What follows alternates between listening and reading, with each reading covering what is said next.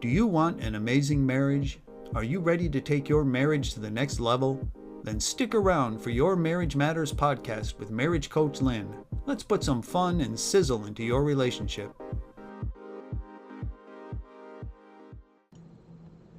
Why bother getting married? What is the purpose of marriage? These are the questions we'll talk about today on Your Marriage Matters.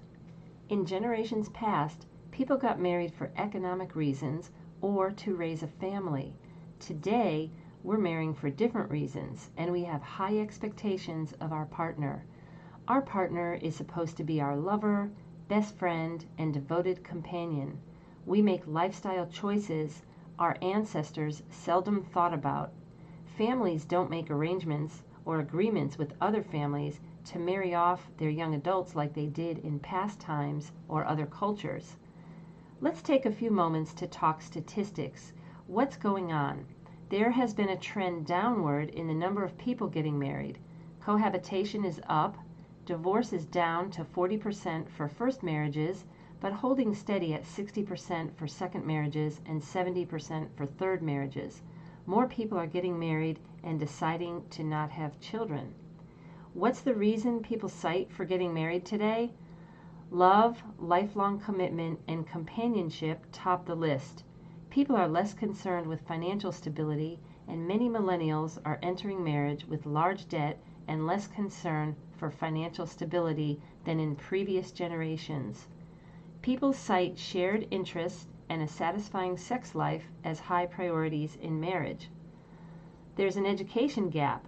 65% of people with bachelor's degrees or higher are likely to be married, compared to 55% with some college, and those with a high school diploma or less, 50% are married. 2016 statistics showed that 50% of Americans age 18 or older were married, down 9% 25 years ago. Men are staying single longer, and the average age for marriage is 29 for men and 27 for women. I remember in 1985, the year I got married, the average age of men getting married was 26 and 22 for women. Divorce is also up among older Americans, doubling over age 50 and tripling over age 65. Yes, I said divorce, not widowhood.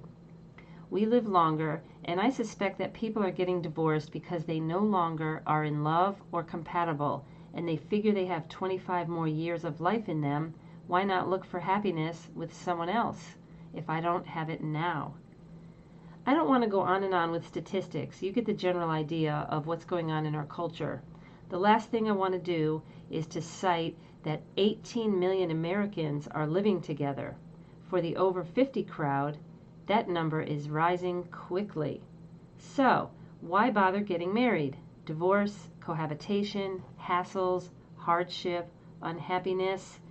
People are getting married because they still believe in the idea and the dream of a life partner.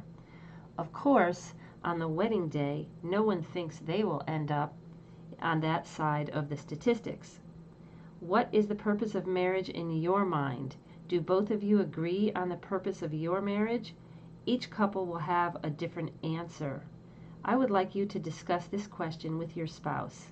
What is the purpose of our marriage? Where are we headed? Are we on the right track?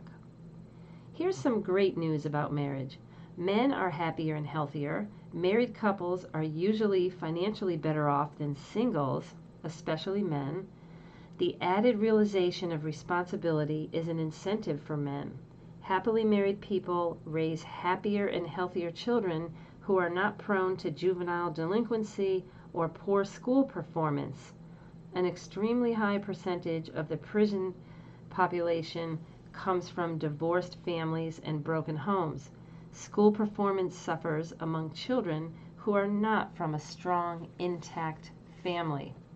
I think marriage is great, and I hope you do too. Many will say that the purpose of marriage is to be happy. Well, what if you are unhappy? Will you get divorced? Will you try harder?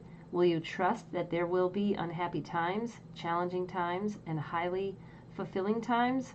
Over the course of one's marriage, there will be many tests, trials, tribulations, and temptations. What's difficult is that in those early years of marriage, we never think it's going to be us.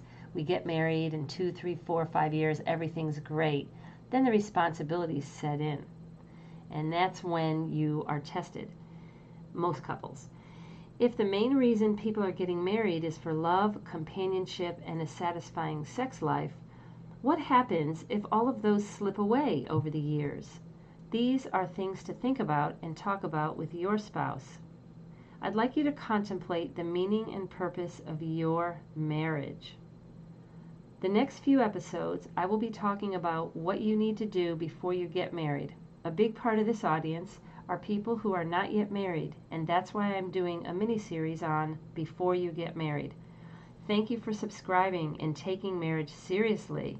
It's pretty awesome that I have a lot of unmarrieds listening to this podcast. It's great. I think that shows the hope in the future of marriage amongst the millennials. I think you will enjoy the upcoming episodes. This series can also help those of you with teens or young adults.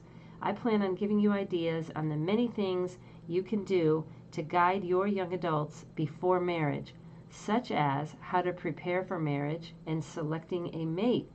That's probably the most important decision you'll ever make in your lifetime, selecting your mate, for those of you who decide to get married.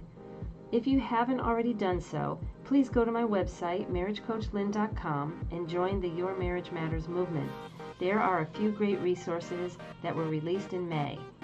10-Minute Hacks When Time is Limited, and Gottman Sound Relationship House, a practical handbook.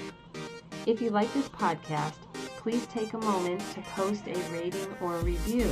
Until next time, make your marriage great.